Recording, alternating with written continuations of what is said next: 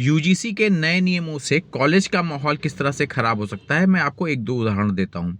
मान लीजिए कोई जनरल कैटेगरी का बच्चा अगर कॉलेज में टॉप कर रहा है निरंतर, और सेकंड नंबर पर किसी उस कैटेगरी का बच्चा है जिनको संरक्षण प्राप्त है किस इस एक्ट के तहत, इस जो नए रेगुलेशन आए हैं उनके तहत। तो अगर एक शिकायत उस जनरल कैटेगरी के लड़के के खिलाफ हो जाए, कोई कहानी बनाते हुए कहीं आपस में बातचीत की, इन्होंने जातिगत टिप्पणी की, तो अगला जो टॉपर बच्चा है उसका तो पूरा साल इसी युद्ध और कमेटी के सामने आते जाते ही बीत जाएगा। तो उसका अपने आप डाउनफॉल हो जाएगा। और इसी तरीके से एक और उदाहरण, कॉलेज में अक्सर अफेयर्स होते रहते हैं।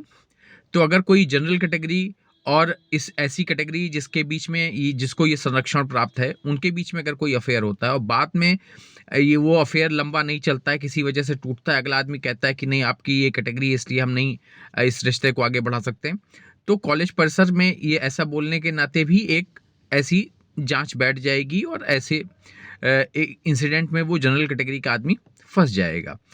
तो सिर्फ 3 सुधार की ज़रूरत है, और अगर वो 3 सुधार हो जाएँ तो इस यूजीसी के नए रेगुलेशन में कोई दिक्कत नहीं आने वाली। वो 3 सुधार इस तरीके से हैं कि पहला, कि जो झूठी शिकायत है उसको जो है टैकल किया जाए कि झूठी शिकायत करने वालों के खिलाफ क्या कार्रवाई होगी। दूसरा ये कि जहाँ पर ये संरक्षण दिया गया है एससी, एसटी और ओबीसी के लिए, वहाँ पर आप जनरल कैटेगरी भी जोड़ दीजिए। किसी भी के खिलाफ जातिगत टिप्पणी ना हो, जनरल कैटेगरी से लेके एसटी तक किसी के खिलाफ जातिगत टिप्पणी ना हो। और तीसरी, जो कमेटी में मेंबर्स हैं उसमें एक दो लोग जनरल कैटेगरी के भी आप रख दें, क्योंकि अगर जनरल कैटेगरी के अगर आदमी आरोपी बन रहा है तो वो जाके किसके समक्ष अपने बात कह पाएगा। तो सारे वर्ग के लोग उसमें रहें।